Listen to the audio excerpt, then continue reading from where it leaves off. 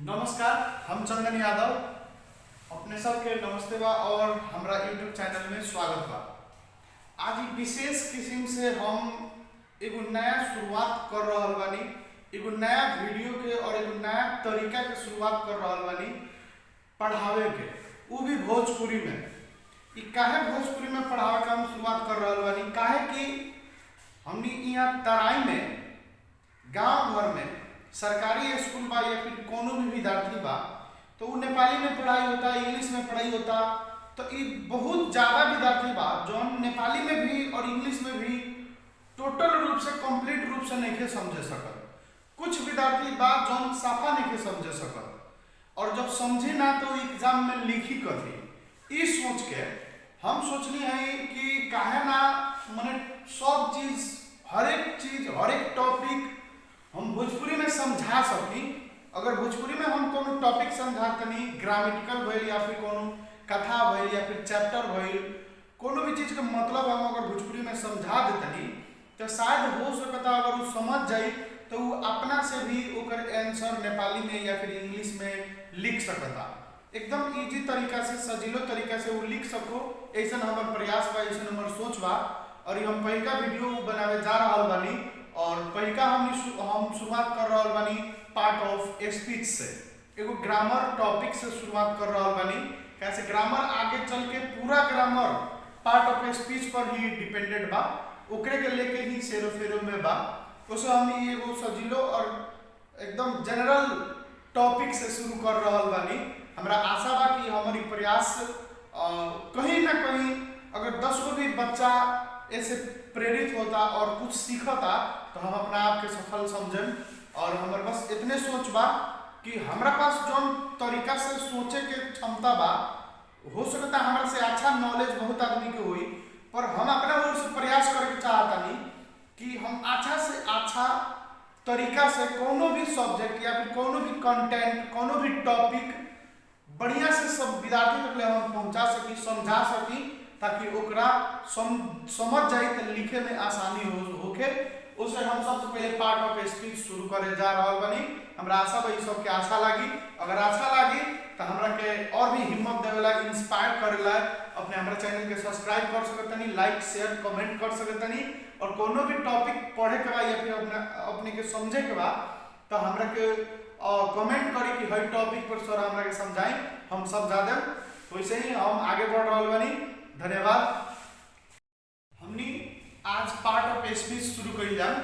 सबसे पहले part of speech grammar के एगो स्टार्टिंग पॉइंट अपने समझ सकतनी और एकरा के हम एकदम डीपली अच्छा से ई कथी ह, एमे कथी पढ़ेला और एकरा से हमनी कथी सीख सकतानी सन, आवे वाला ग्रामर में कथी एकरा से हमनी के हेल्पफुल हो सकता, कथी करे के मिल सकता, ये हमनी अच्छा से समझल जाए। सबसे पहले पार्ट ऑफ स्पीच हो कथी, तो एकरा क्वेश्चन में एकरा मतलब मीनिंग में ही एकर अर्थ भी छुपल बा। एगो तो पार्ट ऑफ स्पीच, एकरा के अदर लैंग्वेज में और भाषा मतलब और तरीका से क्लास ऑफ वर्ड भी कहल जाला।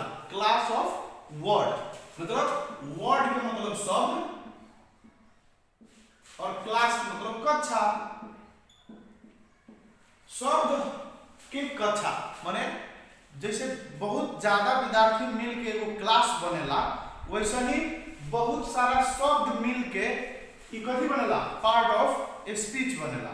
और एकरे के आशा से और समझल जाए, स्पीच माने बोली, भाषा बोली, और पार्ट मतलब भाग, किस्म मतलब बोली चाली के जौन बोली के भाषा के पार्ट होखेला ओकरे के पार्ट ऑफ स्पीच कहल जाला। जैसे हम कहतनी मेरो नाम चंदन हो, I am Chandan, my name is Chandan. तो इस सेंटेंस जौन बनता, जैसे एग्जांपल में आई एम चंदन, ये एगो कंप्लीट सेंटेंस भइल। ई सेंटेंस भइल मतलब एगो भाषा भइल, एगो बोली भइल, एगो कंप्लीट करता। और एकरा में स्पीच के का भूमिका बा, कथी है? जैसे शब्द, इ तीन गो शब्द से मिलके एगो कंप्लीट सेंटेंस बनल बा, पर इ तीनों शब्द के अलग अलग पार्ट बा। इ तीनों शब्द के अलग अलग मतलब बा, अलग अलग पार्ट ऑफ स्पीच के पॉइंट में पड़ेला। तो हमनी जौन भी भाषा बोले नी, संसार के हर एक भाषा, जितना भी भाषा बा, हिंदी हो को, इंग्लिश हो को, नेपाली हो को, भोजपुरी हो को, हर एक भाषा के अलग अलग डिवीजन बा, क्लासिफिकेशन कइल बा, मतलब अलग अलग ओकरा के पार्ट में बांटल बा, और वो पूरा पार्ट के मिल के ही कथी बनेला, पार्ट ऑफ स्पीच बनेला। माने बोली के भाषा के क्लासिफिकेशन के ही कहल जाला पार्ट ऑफ स्पीच। तो हमनी आगे बढ़ल जाम, और पार्ट ऑफ स्पीच कौ किस्म के होखेला, कथी कथी ह, हमनी आगे चलल जाम। अब हमनी पार्ट ऑफ स्पीच समझ गइली सन। पार्ट ऑफ स्पीच कौ किस्म के होखेला हमनी को जानल जाम। तो पार्ट ऑफ स्पीच 8 किस्म के होखेला। कौ किस्म के होखेला? 8 किस्म के होखेला। पार्ट ऑफ स्पीच 8 किस्म के होखेला, जो हम यहाँ लिख चुकल बानी। अपने लिख भी सकतनी अपना कॉपी में, और अच्छा से ओकरा के नोट करके याद भी कर सकतनी। तो 8 किस्म के कथी कथी है? तो सबसे पहले noun, pronoun, adjective, verb, adverb, preposition, conjunction, interjection. ये 8 किस्म के पार्ट ऑफ स्पीच होखेला। मतलब हमनी जितना भी भाषा बोले नी सन, उस सब भाषा के क्लासिफिकेशन अगर कइल जाए तो सिर्फ 8 पार्ट में ही ओकरा के बांट सकल जाता नी सन। इतने समझल जा कि संसार में जितना भी भाषा बोलल जाता नु, उस सब के 8 गो कैटेगरी में रख सकल जाता, 8 किस्म से डिवाइड कइल जा सकता, और वो 8 किस्म यहाँ अपने के सामने बा। Noun, pronoun, adjective, verb, adverb, preposition, conjunction, interjection. मतलब इहे सेरो फेरो में ही कोनो अगर हम एगो सेंटेंस में लिखत तानी सन, तो उस सेंटेंस में जितना भी वर्ड आई, उस सारा वर्ड ये 8 गो में से कोनो एगो एगो पालो पालो रही, दूसर नौवा ना आई। तो उसे हम अब नाउन के बारे में पढ़ना। नाउन के बारे में सबसे पहले नाउन कथी है, उ कहाँ यूज होखेला, अब कैसे चिन्हल जाई नाउन ई है, नाउन के मतलब का।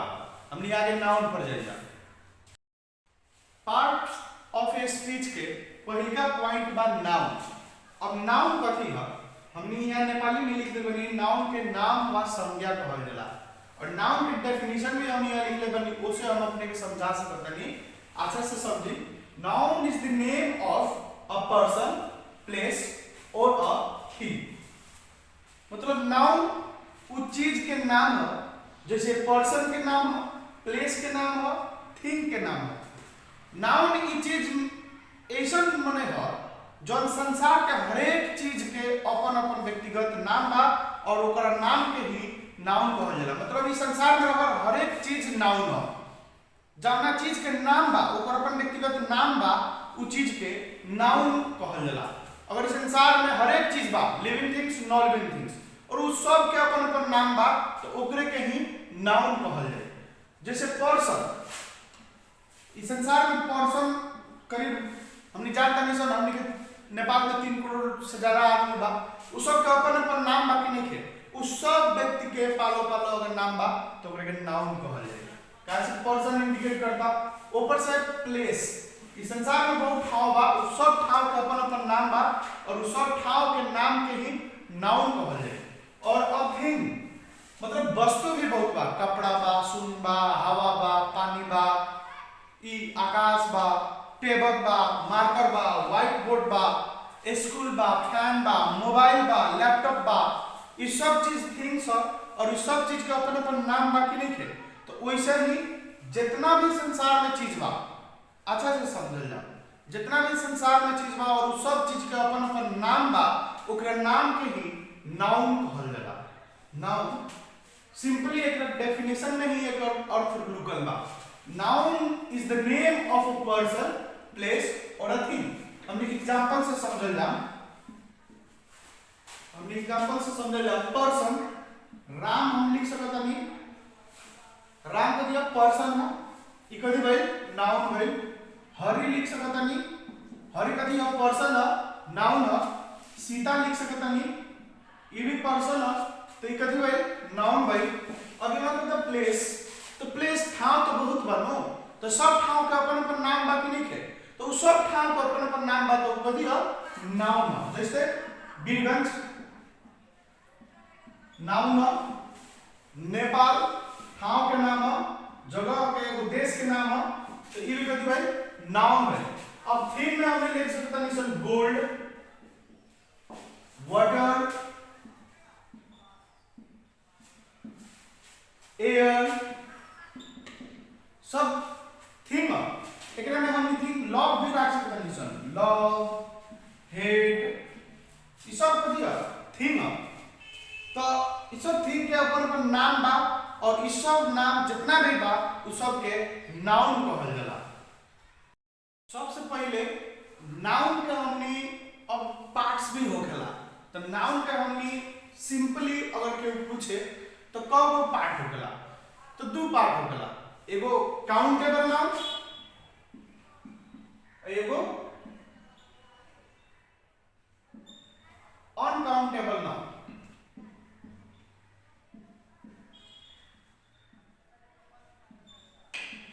सिंपली अगर कोई पूछे कि नाउन के कौगो पार्ट होखेला, तो हमनी दो गो पार्ट बता सकते हैं, एगो काउंटेबल, एगो अनकाउंटेबल। कैसे संसार में जितना भी चीज बा कि तो वो गिनल जा सकता या फिर वो गिनल नहीं जा सकता। स्टार नहीं गिनल जा सकता, वाटर नहीं गिनल जा सकता, एयर नहीं गिनल जा सकता, वैसे ही गिनल जा सकता जो हमनी गिन सकता, चाहे लाख करोड़ कितनो हो, man, fan, mobile, laptop, tree, ये सब हमने गिनल जा सकता है, तो ओकरा के काउंटेबल नाउन, जौन गिनल नहीं जा सकता ओकरा के अनकाउंटेबल नाउन। तो मेनली अगर केहू पूछे तो सिंपली ओकर जवाब बा कि नाउन दो पार्ट में डिवाइड कइल जा सकता, एगो काउंटेबल या फिर अनकाउंटेबल। फिर ओमे भी क्लासिफिकेशन बा, तो हमनी जौन जनरल पढ़े नहीं सब किताब में मिलेला हमनी के उ चीज पर हमनी जाइला। नाउन के 5 पार्ट में डिवाइड कइल जा सकता, 5 पार्ट में। अब वो 5 पार्ट को मेनली हमनी 2 पार्ट में डिवाइड कइल जा सकता है, पर अगर हमनी जनरली देखल जाए किताब अनुसार और जो हमनी के चलन चलती में पढ़े नहीं सब, उन नाउन को हमनी 5 पार्ट में डिवाइड कइल जा सकता। वो 5 पार्ट कथी है proper noun, common noun, collective noun, material noun, abstract noun. अब अगर नेपाली में भी हम समझा दी, प्रॉपर नाउन व्यक्तिवाचक नाउन, कॉमन नाउन जातिवाचक नाउन, कलेक्टिव नाउन समूहवाचक नाउन, मटेरियल नाउन द्रव्यवाचक नाउन, एब्स्ट्रैक्ट नाउन भाववाचक नाउन। ये 5 पार्ट में हमने नाउन के डिवाइड कइल जा सकता, 5 पार्ट में। अब ये पांचों पार्ट के हमने अच्छा से समझे पड़ल। अब सेंटेंस में आ जाए example, Ram is an honest student. Ram is an honest student. अब में सेंटेंस आ गई। अभी सेंटेंस में नाउन कौन है, फिर अगर नाउन है तो कौन नाउन है, प्रॉपर नाउन है, कॉमन नाउन है कि कलेक्टिव नाउन हो, कि मटेरियल नाउन हो, कि एब्स्ट्रैक्ट नाउन हो। ये डिवाइड भी हमने के खुद से करे पड़ी। अगर समझल जाए तो हमने के पता लगावे पड़ी कि अगर में राम नाउन हो, राम नाउन हो तो कौन नाउन हो, ये पांचों में से कौन नाउन हो राम, तो हमने एकरा के खोज तलाश कर ले। जब हमने के पता रही चट से दिमाग में आ जाए कि राम तो प्रॉपर नाउन है, प्रॉपर नाउन है, तो हमने प्रॉपर नाउन कब कहेंगे, जब हमने के पता रही प्रॉपर नाउन मतलब का होला। तो हमने प्रॉपर नाउन और जाइल और पालो पालो सारा कंप्लीट कर जा। अब हमने बात कर ली प्रॉपर नाउन के और कॉमन नाउन के।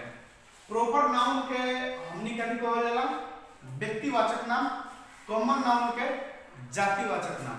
हम दोनों एक साथ काहे रखले बानी, काहे कि एकनी में बहुत सिमिलरिटी बा, एक संग मिलता जुलता बड़ा सा, थोड़ा सा बस फर्क बा। ये थोड़ा सा फर्क के कारण समझे में और आसानी हो जाए।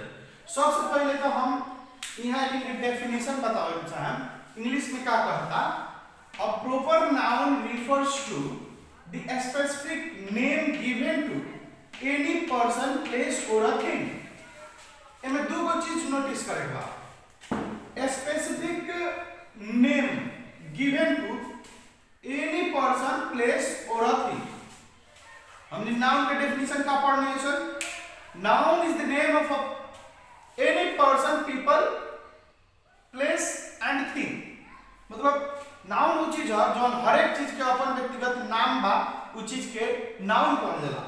और एक होता स्पेसिफिक मतलब स्पेशल, हर एक चीज के तो नाम बढ़ले बा, पर स्पेशल जहां नाम जनावता ओकर व्यक्तिगत अपन नाम जनावता ओकरे के ही कथी कहल जाला, प्रॉपर नाउन कहल जाला।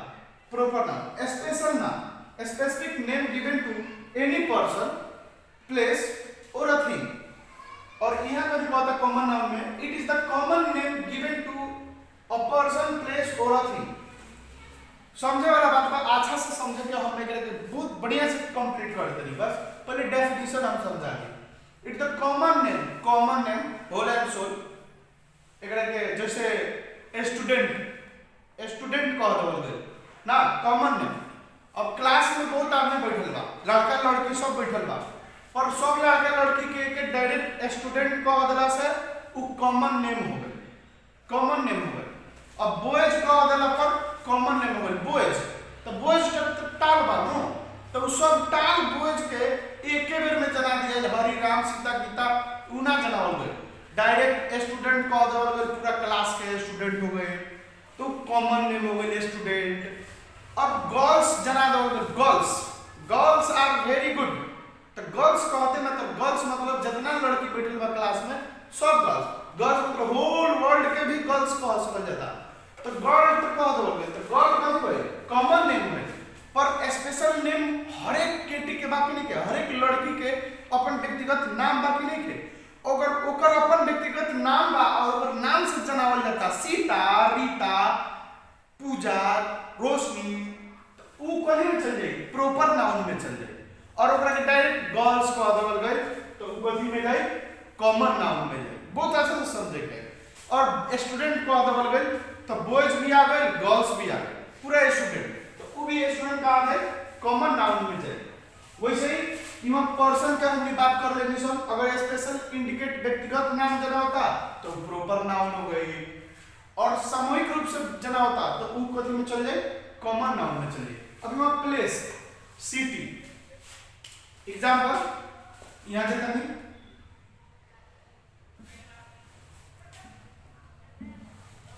अब हमने पर्सन राम, राम में लिखल जाए प्रॉपर नाउन, एग्जैक्ट नाम बताओ था, आ एमे कथी लिखल जाए, बॉयज। तो बॉय तो बहुत बा नो, पर स्पेशल उ में से एगो लेके कथी बा, तो एक आदमी के नाम राम, तो उ राम नाम वाला आदमी कथी में चल जाए, प्रॉपर नाउन में जाए। अब बॉयज अगर कह देता नहीं तो कथी में जाए, कॉमन नाउन में जाए। ई पर्सन के बात हमने हो गई, सेम बा, पर्सन अब प्लेस में चल जाए, तो यहाँ कथी लिख ले बा, स्पेसिफिक प्लेस, माने किटान करल एगो अपन ओकर नाम ठाव के नाम के ही प्रॉपर नाउन कहल जाए। जैसे वीरगंज,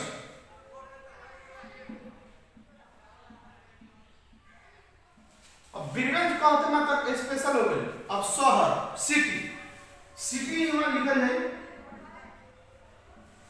तो सिटी तो बहुत बानो,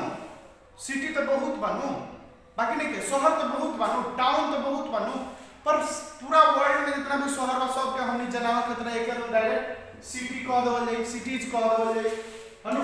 पर स्पेशल में कथी बा, तो स्पेशल वीरगंज बा, काठमांडू बा, पोखरा बा, विराटनगर बा, जनकपुर बा, न्यू दिल्ली बा, मुंबई बा, कोलकाता बा, पटना बा, तो उ स्पेशल नाम हो गई कि ना हर एक शहर के। न्यूयॉर्क बा, वाशिंगटन डीसी बा, लंदन बा, तो सिटीज तो बहुत बा नो, पर उ सब सिटी में अपन व्यक्तिगत नाम बा नहीं के। तो अगर सामूहिक रूप से जना होता सिटी, तो उ कथी में चल जाए, कॉमन नाउन में चल जाए। और अगर व्यक्तिगत नाम देना होता है, स्पेसिफिक प्लेस के नाम देना होता तो उ कथी में जाए, प्रॉपर नाउन में जाए। अभी मैं बात कर रही हूं थिंग, अ थिंग, और यहाँ कथी बा, थिंग। तो हमने फ्लावर्स, फ्लावर, फ्लावर, फ्लावर तो बहुत बार बाकी नहीं थे। फ्लावर मैरीगोल्ड बा, लिली बा, हिबिस्कस बा, लोटस बा, रोडोडेंड्रन बा, रोज बा, ये बहुत पेंसी बा, ये बहुत फ्लावर बाटे।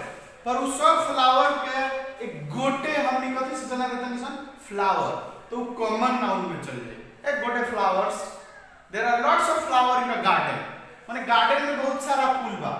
नो, I love the rose must, तो बट हम कथी मन ज्यादा प्राउनी रोज, तो रोज जो हम स्पेशल रूप से इंडिकेट करनी है रोज, मैरीगोल्ड, डालिया, तो उ सब का हो गए स्पेशल ओकर नाम हो गए, तो कथी में जाई तो प्रॉपर नाउन में जाई। यहाँ रोज, फ्लावर तो बहुत बा, पर उ सब फ्लावर में हर एक फ्लावर के स्पेशल नाम बा, वैसे रोज प्रॉपर नाउन में चल जाई और फ्लावर कॉमन नाउन में चल जाए। हमने और अच्छे से एग्जांपल से ही पढ़ जाए, पर एक जगह चिन्ह के एगो और अच्छा तरीका हम बताते हैं।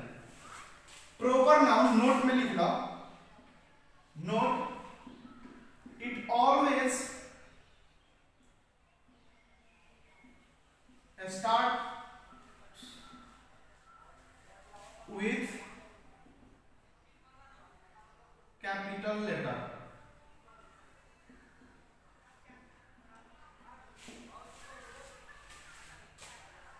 It always starts with capital letter.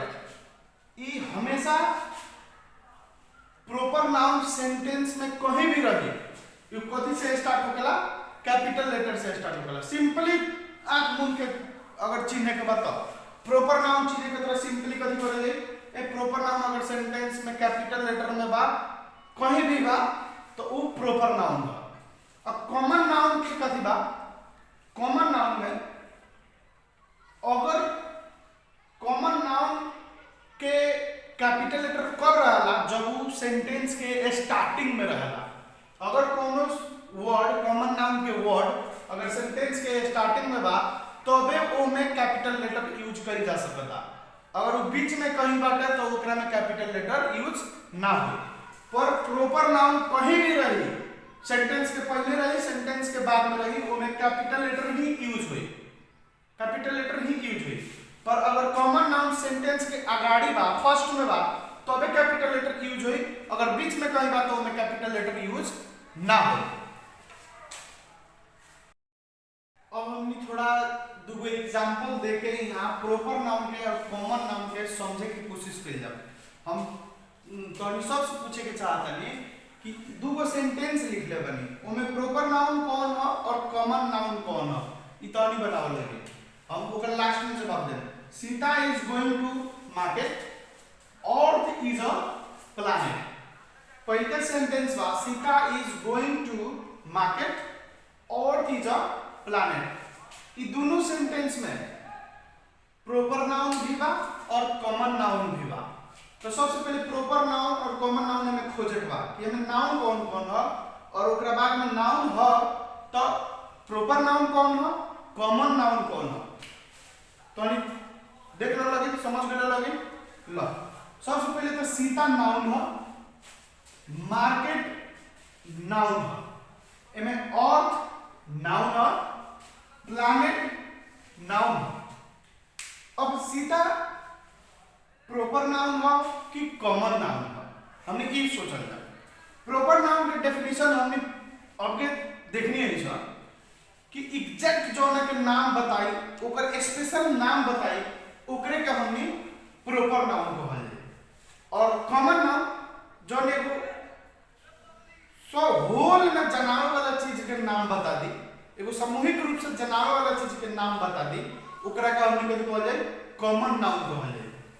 तो सीधा का स्पेशल बात ना, जैसे हमने एग्जांपल में देखली है गर्ल्स, आ गर्ल्स के भी अपन अपन नाम बा, तो सीता, रीता, तो सीता का भी है प्रॉपर नाउन है, प्रॉपर नाउन।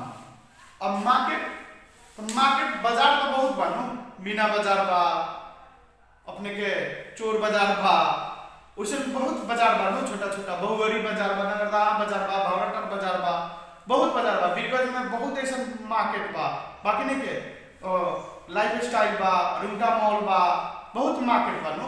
पर कौन मार्केट अगर रुंगाज मॉल जना होता, नीलांबरी जना होता, लाइफ स्टाइल जना होता तो तोक दलक, तो जब तोक दी तो प्रॉपर नाउन में चल जाए। अब तोकत में के होल एकर में चला था मार्केट तो कथी में जाए, कॉमन नाउन में जाए। तो वैसे ही मार्केट कथी हो जाए, कॉमन नाउन हो जाए। वैसा ही हमने यहाँ अर्थ इज अ प्लैनेट। अब अर्थ कौन नाउन हुआ, प्लैनेट कौन नाउन हुआ।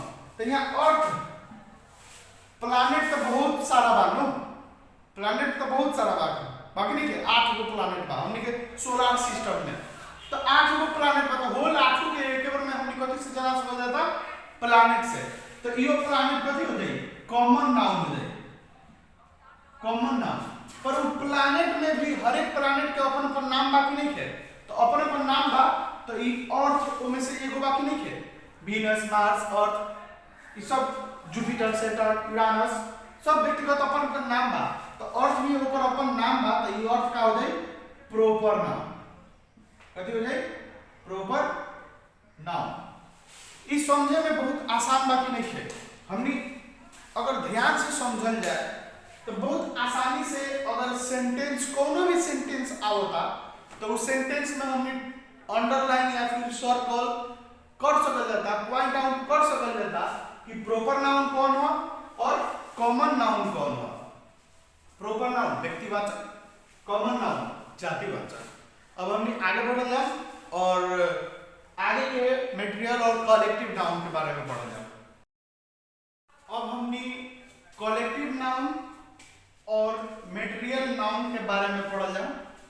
ई कलेक्टिव नाउन के नेपाली में समूहवाचक नाम कहल जाला और मटेरियल नाउन के नेपाली में द्रव्यवाचक कहल जाला। अब कलेक्टिव नाउन के समूहवाचक के मतलब ही हमनी के समझ में आवता समूह के जौन इंडिकेट करी, समूह के जौन जनाई। एगो 10 गो आदमी बैठल बा, ओकरा के सामूहिक रूप में क्राउड कहल जाला, भीड़ कहल जाला। तो वैसे ही अपने के प्लेयर बा, फुटबॉल खेले जाता तो 11 गो प्लेयर बा, क्रिकेट खेले जाता 11 गो प्लेयर बा। तो वो पूरा प्लेयर के व्यक्तिगत ओकरा नाम से ना बोला के डायरेक्ट ओकरा कथि कहल जाए, team, team of Bahudarmai, team of India, team of Nepal. वैसे ही उस समूह के जना होता, इंडिकेट करता। तो वैसे के समूह के इंडिकेट करे वाला नाउन के ही कहल जाला कलेक्टिव नाउन। अब मटेरियल नाउन के मतलब का होला, द्रव्यवाचक नाम। सिंपली एक नेपाली में डेफिनेशन होखेला, जिसले नापना, जोखना, तौलना सक्षम, त्यसै द्रव्यवाचक नाम भनिन्छ।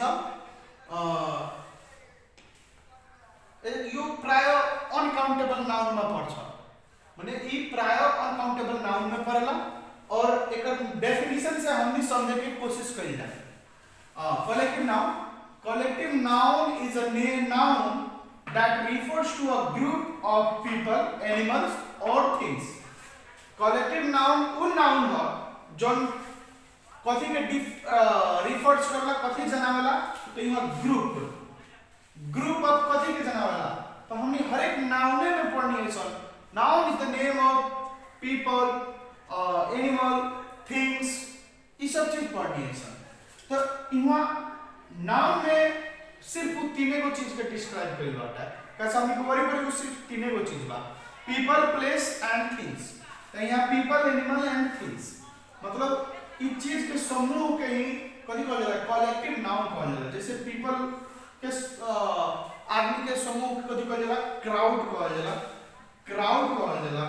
एनिमल्स के भी अलग अलग एनिमल के समूह के अलग अलग नाम से जनावल जाला।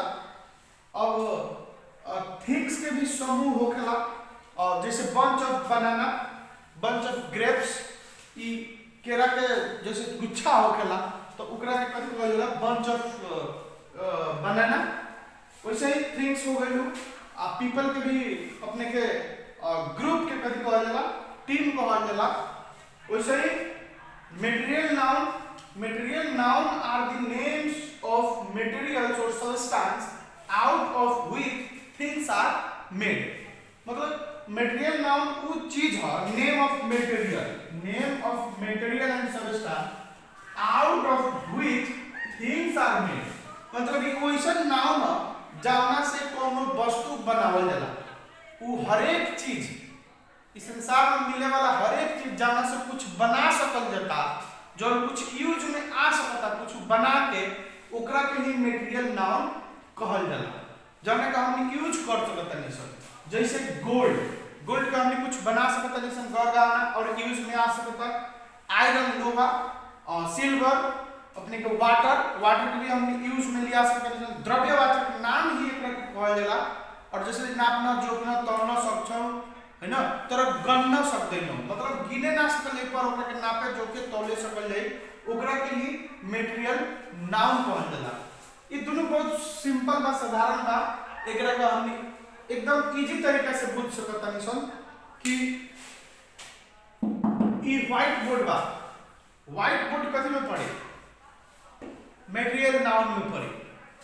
कलेक्टिव नाउन में कथी पड़ी, जैसे यहाँ विद्यार्थी को भीड़ लागे कुछ, मतलब यहाँ भीड़ बा, ज्यादा विद्यार्थी फील्ड में जमा हो जाए तो ओकरा का हमने कथी कहल जाए, क्राउड कहल जाए। तो क्राउड कहते मतलब समूहवाचक नाम हो गए, माने समूह के इंडिकेट कर लगल, समूह के जनावे लगल, तो उस समूह के जनाते मतलब क्राउड कथी में चल जाए, कलेक्टिव नाउन में चल जाए। अब हमने थोड़ा एकरा के एग्जांपल से समझे की कोशिश कइल जाए। अब हमने कलेक्टिव नाउन और मटेरियल नाउन एग्जांपल के साथ समझने की कोशिश कइल जाए। सबसे पहले तो हमने वहां एग्जांपल देले बनी, monkey has a bunch of बनाना, monkey has a bunch of बनाना। अब हमने वहां नाउन पहले सेलेक्ट करल जा, नाउन कौन कौन बा, अंडरलाइन कइल जा नाउन के, ओकरा बाद हमने डिसाइड कर ले कि ई कौन नाउन है। तो सबसे पहले हमने काफी नाउन के बारे में जानता नहीं सन। नाउन वो चीज है जौन हर एक चीज के अपन कोनो नाम होला, उ चीज उ नाम के ही नाउन कहल जाला। तो monkey has a bunch of बनाना, तो मंकी यहाँ कथी देना होता, नाम देना होता, तो मंकी नाउन है। बंच ऑफ बनाना, यहाँ बंच भी कोनो नाउन के यहाँ इंडिकेशन देता, उन्हें सामूहिक नाउन के बनाना भी देता और यहाँ बंच भी देता, तो कुछ समूह के इंडिकेशन देता हो, समूह जना होता बंच। तो यहाँ हमने सेलेक्ट कंडीशन मंकी, बंच और बनाना। तो ये अब मंकी कौन नाउन है, सबसे पहले मंकी कौन नाउन है, तो हमने एकरा के ऐसे समझल जा, एनिमल, एनिमल जानवर। तो एनिमल तो बहुत बानू, पर एनिमल में भी tiger, leopard, lion, bear, monkey, हर एक जानवर का अलग अलग नाम बाकी नहीं है। तो अलग अलग नाम बात यहाँ एनिमल कॉमन नाउन हो जाए, कौन नाउन हो जाए, कॉमन नाउन। और ये कॉमन नाउन के बाद मंकी ओमे एनिमल में पड़ेला, मतलब ये एगो पार्टिकुलर नाम जना होता, माने एगो व्यक्तिगत नाम जना होता। तो वही से मंकी कौन नाउन हो जाए, तो प्रॉपर नाउन हो जाए, प्रॉपर नाउन। अब यहाँ बंच, बंच ऑफ बनाना, यहाँ की बंच ऑफ कथी के जनावे चाहता, बंच ऑफ बनाना से जुड़ल बा, माने बनाना के ही बंच है, माने बनाना के समूह के जनावता बंच। तो यहाँ बंच के हमने कथी जना हो जाए, कलेक्टिव नाउन, कलेक्टिव नाउन। कैसे बनाना के समूह के जनावता बंच, वैसे भी बंच समूहवाचक नाम हो गई और एकरा कथी कहल जाए, कलेक्टिव नाउन कहल जाए। अब बनाना भी तो कोनो नाउन है नो, तो बनाना कौन नाउन है, तो फ्रूट्स, यहाँ फ्रूट्स, फ्रूट्स माने फल फूल। तो फ्रूट्स तो बहुत बानो, पर फिर भी फ्रूट्स के अंदर जितना भी फल बा उस सब का अपन अपन नाम बाकी नहीं है, लीची, मैंगो, पपाया, पाइनएप्पल, बनाना, एप्पल, सबके नाम बाकी नहीं है। तो फ्रूट्स तो कॉमन नाउन हो गए,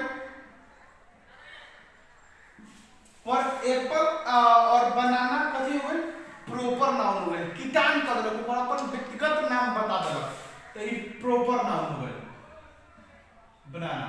तो हमने के एक सेंटेंस में तीन गो हमने देखनी सन, प्रॉपर नाउन, कलेक्टिव नाउन, फिर प्रॉपर नाउन। और ध्यान देने वाला चीज हम बतावे चाहते हैं, हमने फर्स्ट पढ़ने प्रॉपर नाउन में कि proper noun always starts with capital letter, मतलब कि प्रॉपर नाउन सेंटेंस में कहीं भी रही उ कबो भी स्टार्ट कथि से होई कैपिटल लेटर से। तो मंकी शुरू में बा तो एम ओकर कैपिटल बा कि नहीं के, और यहाँ बी भी बनाना लास्ट में भी बा, पर प्रॉपर नाउन बा तो बी कथि रही कैपिटल लेटर दी रही। अब हमने दूसरा का लिख जाएंगे, बॉयज आर ड्रिंकिंग वाटर, बॉयज आर ड्रिंकिंग वाटर। अब हमने अंडरलाइन पहले नाउन के करल जाम कि एमे नाउन कौन कौन बा, तो नाउन में दू गो बा, बॉयज वाटर। अब बॉयज हमने अभी पढ़नी है सर, एनिमल हमने अभी पढ़नी है सर, तो बॉयज तो बहुत पूरा संसार के केटा के तो बॉयज कहल जाए नु, तो कॉमन रूप से हमनी को कथि कथि केटा सब के बॉयज, पर वो हर एक केटा के अपन अपन नाम बा, तो ओकर अपन अपन नाम कथि जे प्रॉपर नाउन आ सामूहिक रूप में कह देनी से तो कथि हो जाई बॉयज हो जाए। तो ई बॉयज कथि हो गए कॉमन नाउन हो गए, कॉमन नाउन हो गए। अब इमा वाटर बा, तो वाटर हमनी मटेरियल नाउन में पढ़नी है सर, कोनो भी चीज वस्तु थिंग्स के जना के नाप जोक सकत नहीं सन, पर ओकरा के काउंट नहीं सन कर सकत, ओकरे के हमनी कथि कहल जाता वाटर कहल जाता। इट मींस मटेरियल नाउन कहल जा सकता, मटेरियल नाउन। तो मटेरियल नाउन ही कथि है वाटर है, ई वाटर कथि के इंडिकेशन देता है यहाँ मटेरियल नाउन के इंडिकेशन देता, तो ई हो गई material noun.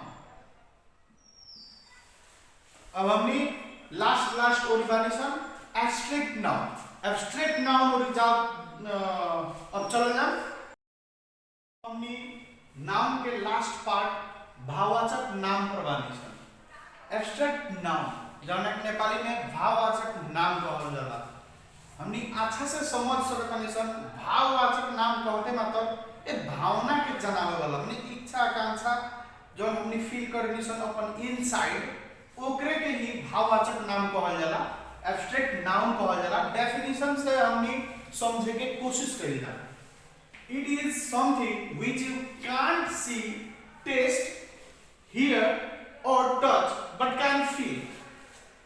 It is something which you can't see, मतलब ये वैसन चीज है जौना के ना तू देख सकता रह, ना टेस्ट कर सकता रह, स्वाद ले सकता रह, ना तू सुन सकता रह, ना तू टच कर सकता रह, छू सकता रह, बट कैन फील। सबसे मेन पॉइंट एब्स्ट्रैक्ट नाउन मतलब he can feel, abstract noun मतलब कैन फील। सिंपली जौन तू महसूस कर सकता रह, तार अंदर जौन इमोशन बा, इमोशन ओकरे के ही कथि कहल जाला, इमोशन के ही कथि कहल जाला एब्स्ट्रैक्ट नाउन कहल जाला भावना के। और तू दुखी बड़ा सैड बड़ा वो भी एब्स्ट्रैक्ट नाउन में ही पड़ला, तू बहुत खुश बड़ा वो भी एब्स्ट्रैक्ट नाउन में पड़ला, चिंतित बड़ा एकदम गुस्सा में बड़ा वो सब चीज ही हड़बड़ाई बड़ा वो सब चीज कथि में पड़ला एब्स्ट्रैक्ट नाउन। काहे से तू ना तू छू सकता रह, ना देख सकता रह, ना टच कर सकता रह, पर ओकरा के कथि कर सकता रह महसूस कर सकता रह। अब तू दुखी बड़ा तो तू सिर्फ महसूस कर सकता रह, तू बहुत खुशी बड़ा तो तू सिर्फ महसूस कर सकता रह, ओकरे के ही कथि कहल जाला एब्स्ट्रैक्ट नाउन। एक एग्जांपल में बा लव, माया, हेट, घृणा, एंगर, गुस्सा, जॉय, खुशी, डिजायर, इच्छा, सपना, ड्रीम। इच्छा हमरा इच्छा बा कि आज से हम जाएं और पानी पूरी खाएं, तो वो कथि है वो हम ना छू सकते ना टच कर सकते नहीं, पर हम महसूस कर सकते कि हमारा मन में आवता कि हम जाएं खाना खाए, भूख लागता, तो वो भी कथि है वो सब एब्स्ट्रैक्ट नाउन है। ईडीसी एकरा के अच्छा से समझेला हमने एग्जांपल के ओर चला जाए, ठीक बा।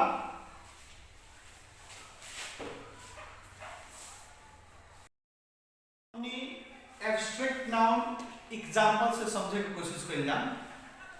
यहाँ दो सेंटेंस हम लिखले बानी, he is angry on me, I am very happy for you. अब में हमने सबसे पहले नाउन खोजे की कोशिश कइल जा। ही नाउन ना हो, इज भी नाउन ना हो, एंग्री ऑन मी और एंग्री नाउन हो। काहे नाउन हो? काहे कि ई देखा रहल बा इमोशन, हमनी के इमोशन दिखा रहल बा, गुस्सा दिखा रहल बा, एकर मतलब गुस्सा, तो हमनी के इमोशन भावना दिखा रहल बा, तो ई पक्का ही नाउन है। अभी कौन नाउन है, तो हमनी के पता बा कि जो हमनी के इमोशन भावना दिखावेला ओकरा के एब्स्ट्रैक्ट नाउन कहल जाला, तो ई एब्स्ट्रैक्ट नाउन है। वैसे ही हमनी दूसरा में बा I am very happy for you. अब इसमें हमनी नाउन खोजल जाला सबसे पहले, आई नाउन ना है, एम भी ना है, वेरी भी ना है, हैप्पी फॉर यू, फॉर भी ना है, यू भी ना है, हैप्पी कथी जना होता, तो भावना जना होता, खुशी जना होता, तो हमनी के पता बा जो हमनी के इमोशन जना है वो भी नाउन है और कथी में पड़ी, तो एब्स्ट्रैक्ट नाउन में पड़ी, तो वैसे ही एब्स्ट्रैक्ट नाउन हुए हैप्पी।